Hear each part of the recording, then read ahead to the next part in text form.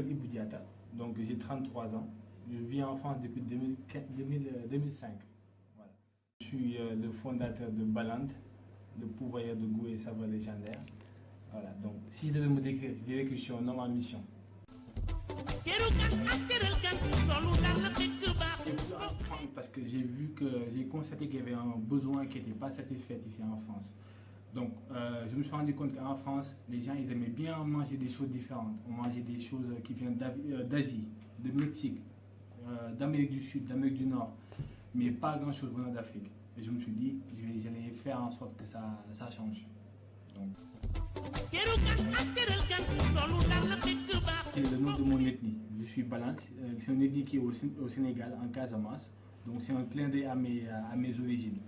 Donc l'esprit de Balant, c'est que je vais en Afrique, je vais chercher les choses qu'on a de meilleures en termes de gastronomie. Donc, et puis je vais faire en sorte que ça soit fait en fait d'une manière ou qui garde l'identité du produit traditionnel, mais avec une petite touche en fait de nouveauté. Donc le produit le plus simple à faire, qui était beaucoup plus évident en fait à faire, c'est le bissap, parce que c'est notre boisson nationale à nous tous. Sénégal, Guinée, Mali, Côte d'Ivoire, Togo, même en Égypte, ils boivent beaucoup ça. Donc je me suis attaqué à ça, le bissap. Donc ça m'a pris 3 ans pour trouver le bon goût. Et puis trouver aussi la bonne formule. Parce que le bissap, c'est très compliqué à faire en termes industriels. Donc les fleurs, par rapport à quel état ils sont, c'est pas pareil, il y a tout le temps une différence. Donc il a fallu en fait aller à la microbiologie pour trouver le goût qui fait que, quelles que soient les fleurs que tu me mets en main, j'ai tout le temps le même goût.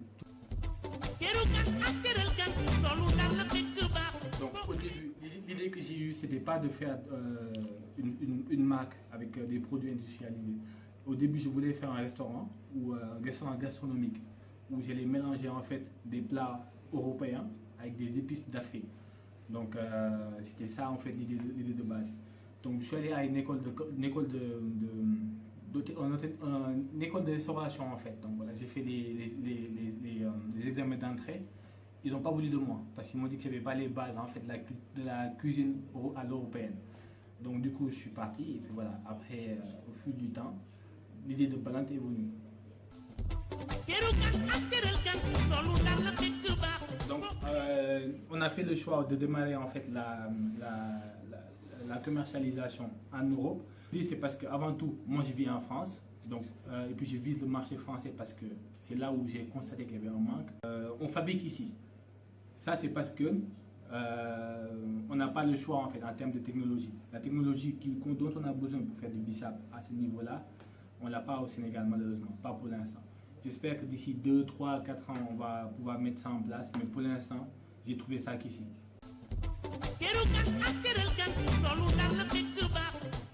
Le bissap, il est fabriqué ici en France, à Lyon.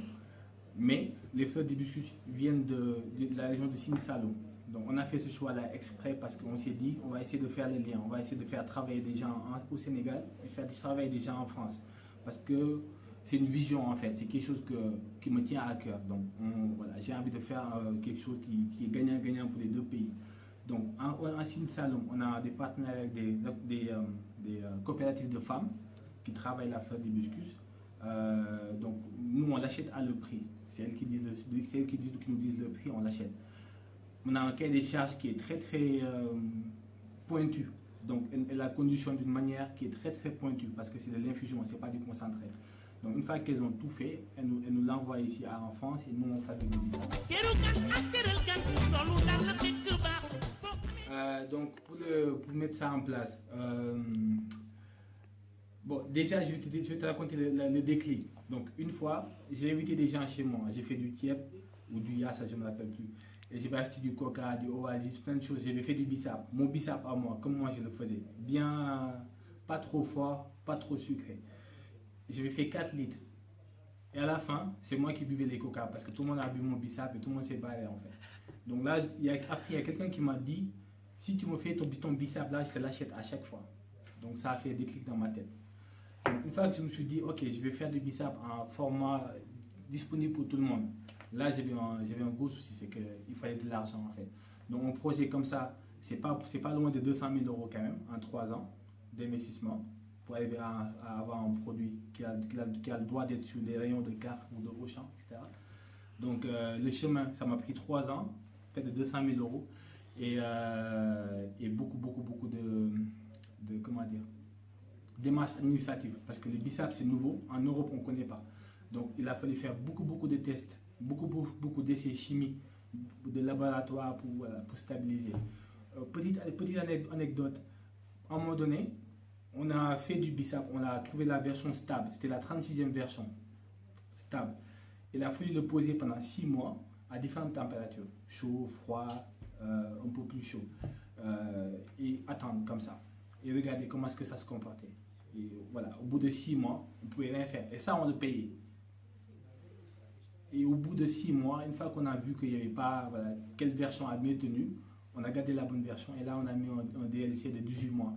Parce qu'il y a quelque chose aussi qui me tenait beaucoup à cœur, c'est que je ne voulais pas mettre des conservateurs ou des colorants. Je voulais faire du BISAP tel que je faisais ça à la maison. Donc c'était compliqué, c'était nouveau, ça n'a jamais été fait. Donc forcément c'était beaucoup plus compliqué à mettre en place que juste mettre du concentré avec du sucre et de l'eau. Donc voilà, donc en termes de parcours, c'était surtout financier que c'était difficile. Et puis technique. Les fonds viennent à 80% de ma poche. Voilà, donc je me suis débrouillé pour trouver beaucoup d'argent. J'ai pas volé, hein. J'ai travaillé beaucoup, j'ai enchaîné beaucoup de boulot de nuit, etc. Pendant un moment, j'étais comme un zombie, ça a duré pour moi pendant 2 ans. Et après, vers la fin, quand la boisson était déjà prête et puis qu'il fallait juste faire la production, là j'ai eu en fait des investisseurs qui sont venus en fait. Donc là l'objectif c'est de faire en sorte que les BISAP soient démocratisés. Donc au même titre que Ice Tea ou Coca-Cola. Donc on puisse trouver tout le temps des BISAP, qu'on ait le choix.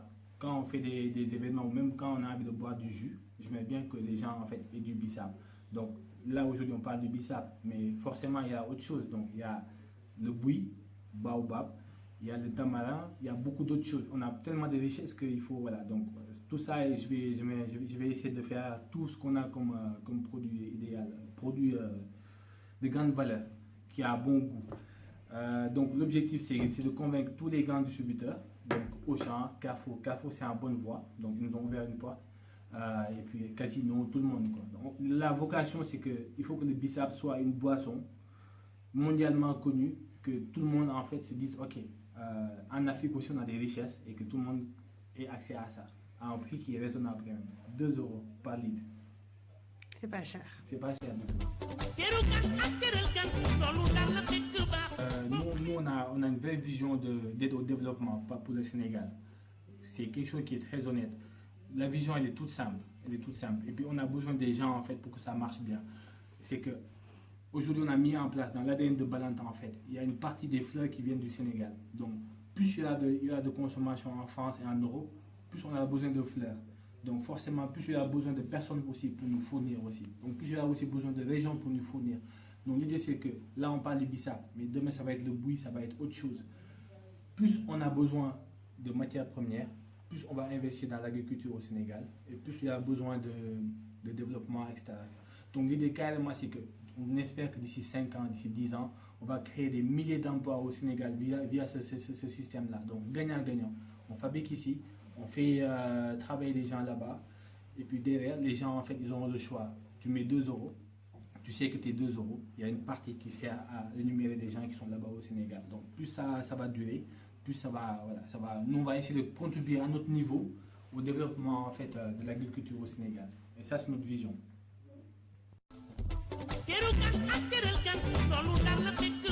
Oui, donc mes potes maintenant, en fait, maintenant je les vois beaucoup moins parce qu'ils ont du BISAP chez eux.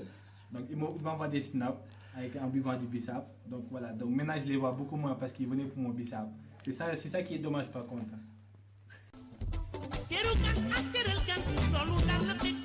Déjà j'ai envie de remercier en fait tous les gens qui sont autour du projet depuis le début. Donc sur Facebook, sur Instagram, il y a beaucoup de gens qui partagent, beaucoup de gens qui commentent pour les events, etc. Il y a beaucoup de gens qui font de la pub. Ça me va droit au cœur.